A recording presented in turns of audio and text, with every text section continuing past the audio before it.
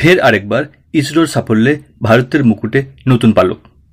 বিস্তারিত তথ্যে আসার আগে দর্শক বন্ধুদের আগের মতোই করবো সেই ছোট্ট একটি অনুরোধ, চ্যানেলটি যদি আপনি এখনো সাবস্ক্রাইব না করে গেছেন তাহলে অবশ্যই নিচের সাবস্ক্রাইব লেখাটি ক্লিক করে পাশে থাকা নোটিফিকেশন বেল আইকনটি অন করে রাখুন এই ধরনের আরও তথ্য আগামীতে পাওয়ার জন্য।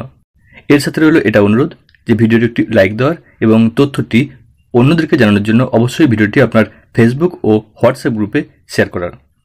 ভারতীয় মহাকাশ গবেষণা সংস্থা ইসরো একের পর এক সাফল্য উপহার দিয়ে চলেছে দেশবাসীকে, যা দেশের মাথা বিশ্বের দরবারে আরও উঁচু করেছে। মহাকাশ গবেষণায় ভারত বিশ্বের অন্যতম শক্তি হয়ে উঠেছে।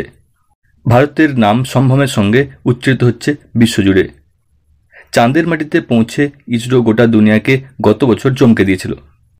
সূর্যের কাছে পৌঁছে নির্দিষ্ট দূরত্ব থেকে সূর্যকে নিরন্তর পর্যবেক্ষণ করেছে ইসরোর পাঠানো যান আদিত্য। এবার সেই ইসরো আরও এক সাফল্য পেল। যত দিন যাচ্ছে মহাকাশ বিজ্ঞানে প্রযুক্তিগত প্রয়োজন বৃদ্ধি পাচ্ছে।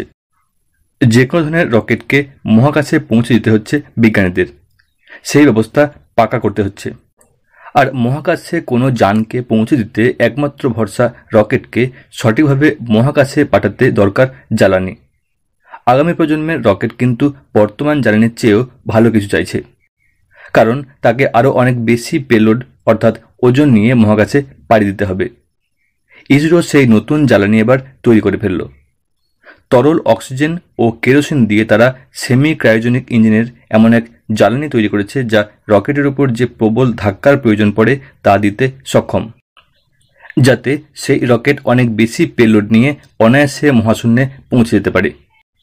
এই সাফল্য ইসরোকে আগামী প্রজন্মের রকেটকে মহাশূন্যে পাঠাতে প্রভূত সাহায্য করবে বলে মনে করছেন বিশেষজ্ঞরা।